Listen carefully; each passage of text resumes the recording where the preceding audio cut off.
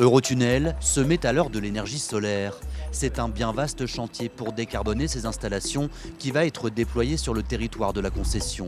80 000 panneaux photovoltaïques installés au sol ou en ombrière au-dessus des parkings.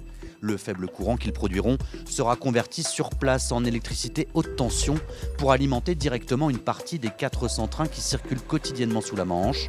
Une prouesse technique annoncée comme une première mondiale qui soulagera les besoins en électricité du Calaisis et surtout renforcera le plan de décarbonation d'Eurotunnel.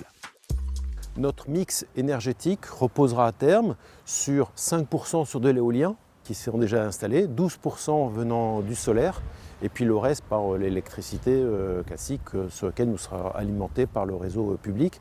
Mais tout ça va dans le sens quand même d'être de moins en moins émissif en CO2. Si on regarde le parc, on va sans doute éviter à peu près 40 000 tonnes de carbone sur une durée de vie de 30 ans. On dit qu'on divise à peu près par 2 les émissions carbone par rapport à une énergie du territoire qui est déjà relativement bas carbone avec le nucléaire dans le mix national. Mais on est quand même à une division par 2 et la durée de vie, encore une fois, des centrales est au moins de 30 ans. Donc c'est un projet à long terme. 48 gigawattheures, c'est la puissance que devraient générer ces 55 hectares de panneaux solaires, l'équivalent de la consommation électrique annuelle d'une ville de 10 000 habitants.